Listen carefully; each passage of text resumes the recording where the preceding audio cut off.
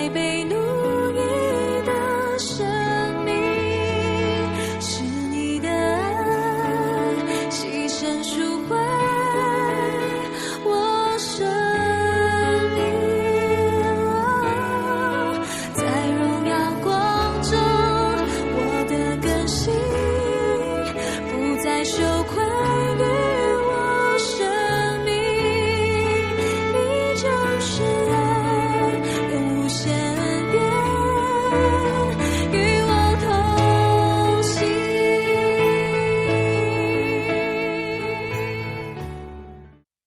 弟兄姐妹，大家平安。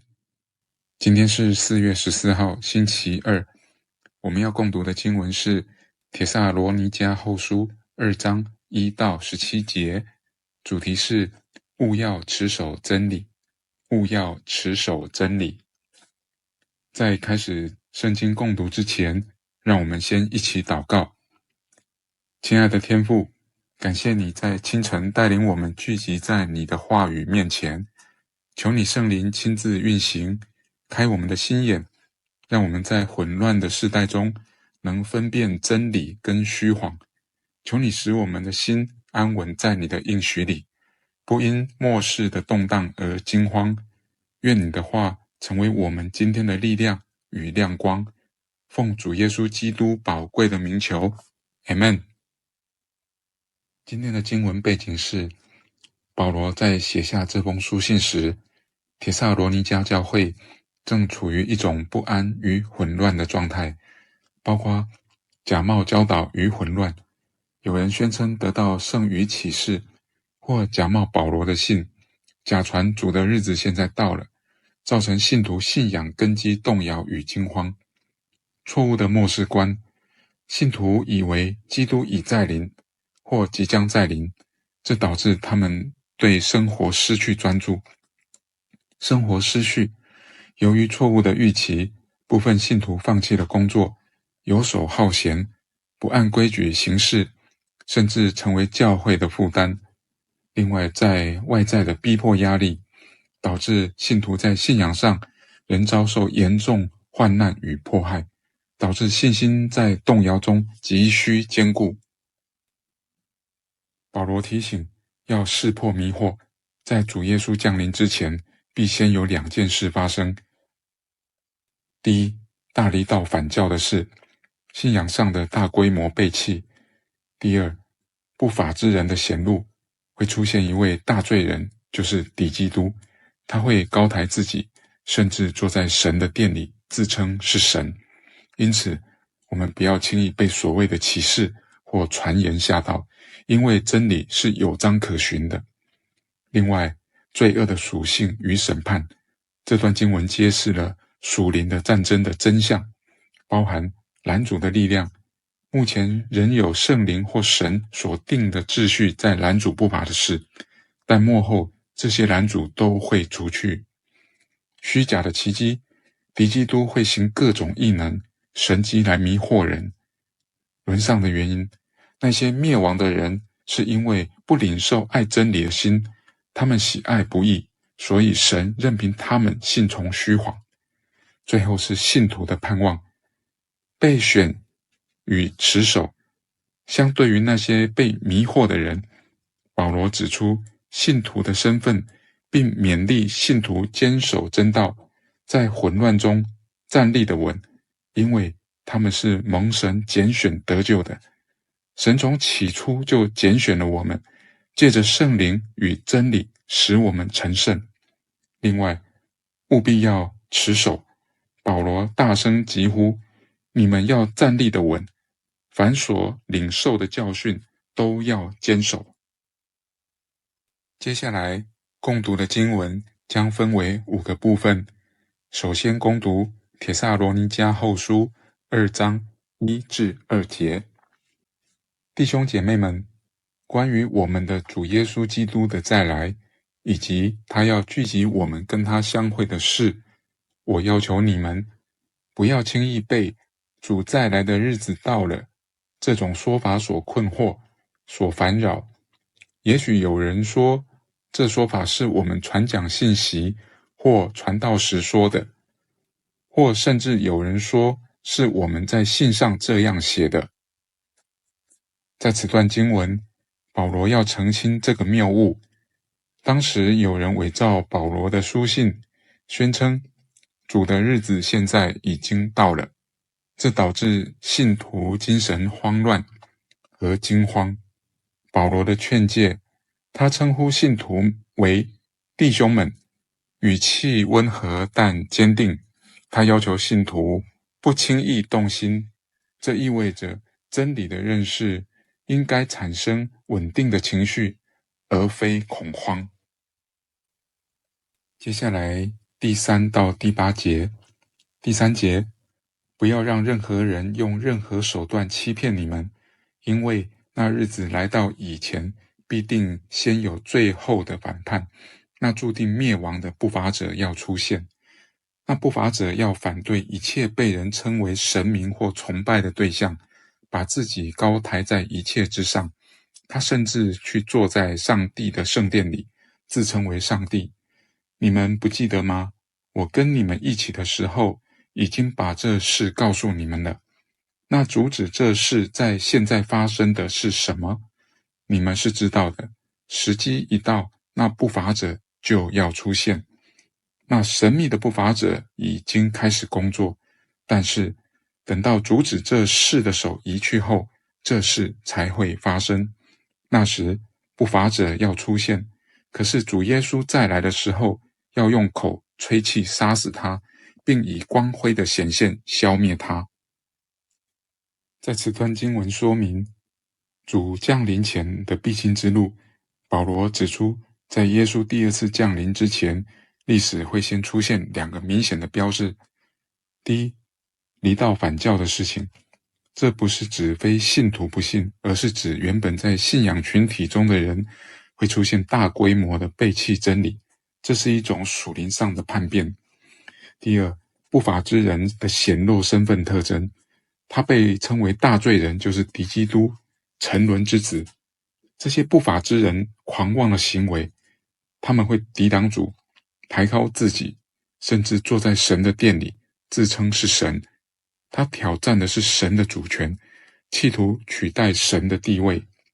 但现今有一股力量，普遍认为是圣灵或神所定的法治秩序，在拦阻这2者的全面爆发。一旦这拦阻的力量被去除，不法之人就会公开现身。在第8节说到基督的绝对胜利，虽然不法之人看似强大，但保罗随即宣告他的结局，就是主耶稣要用口中的气灭绝他，用降临的光辉废掉他。这强调了邪恶在神的面前的脆弱性。第9节到第12节。第9节，那不法者要带着撒旦的权力来到，行各种奇迹异能、显假的预兆，并对那些将要灭亡的人使用各种诡计，因为他们不接受、不喜爱那会使他们得救的真理。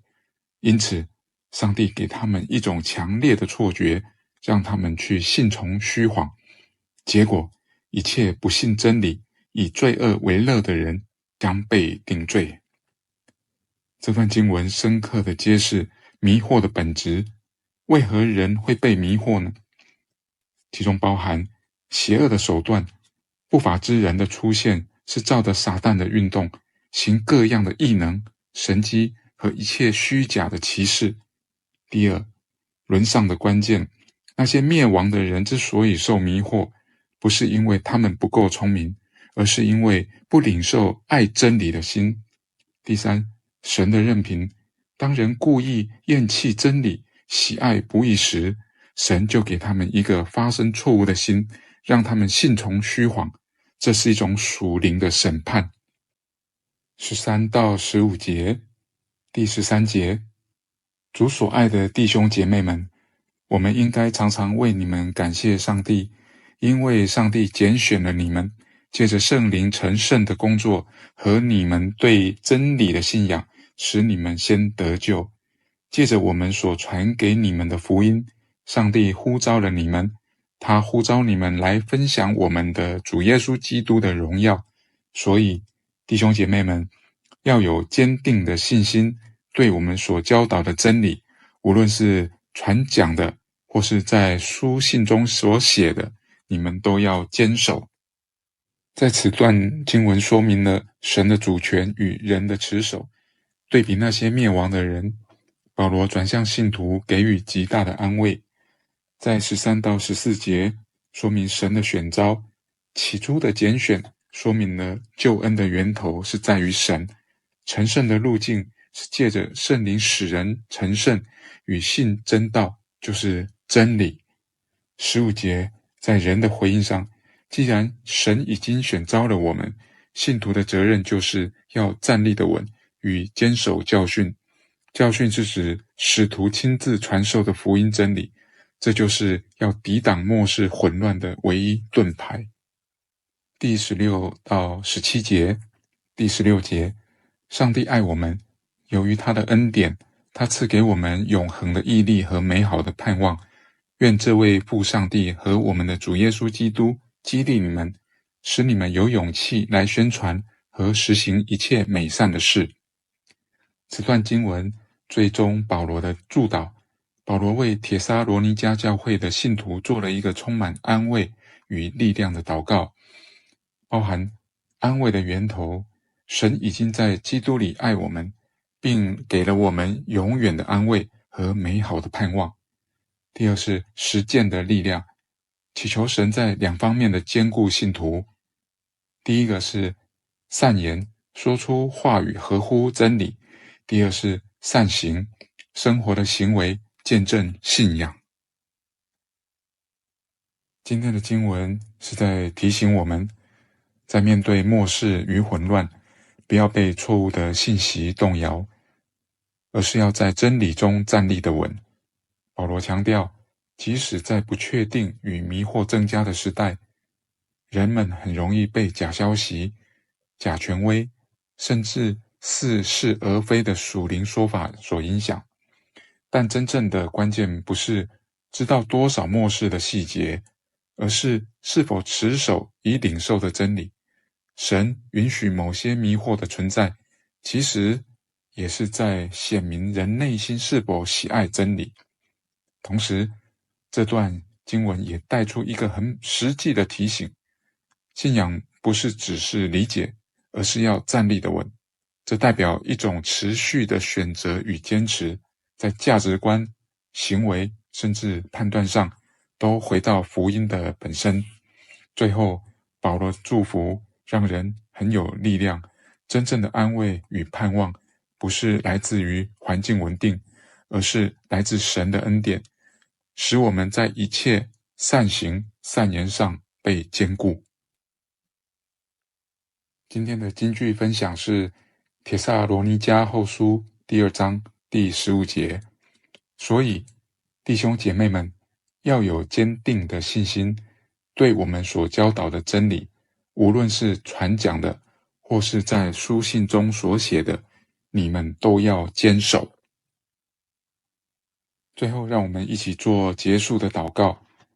亲爱的主耶稣，感谢你透过经文提醒我们，虽然末后的日子有不法的事和迷惑，但你已经胜过了这个世界。求你赐给我们一颗爱真理的心，让我们不看环境的混乱，只看你的信实。在这资讯爆炸、假消息泛滥的时代，我们唯一的防御机制就是回归圣经。真理不是求新求变，而是坚守那起初传给我们的道。求你帮助我们在生活中的每一个决定都能站立得稳，持守你的教训。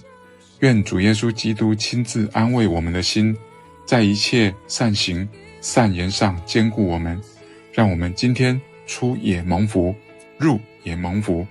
谢谢主耶稣，奉主耶稣基督宝贵的圣名祷告，阿们。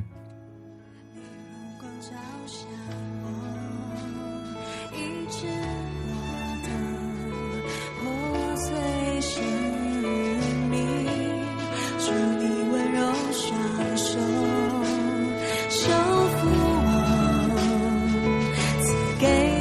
新生命。在你的光中，我的自由不再被奴役的生命，是你的爱牺牲赎回我生命。在荣耀光中，我的更新不再羞愧于我生命，你就是爱，有无限恩典与我同行。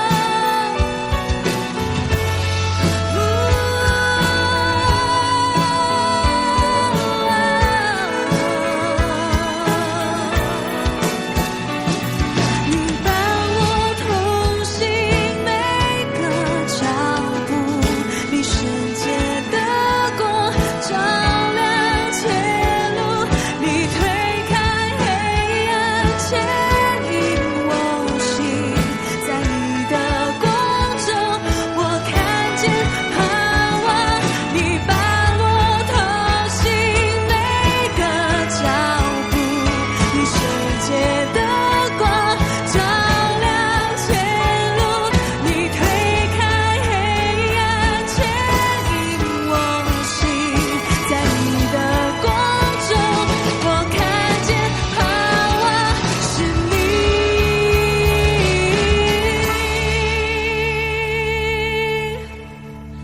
在你的光中，我的自由不再被奴役的生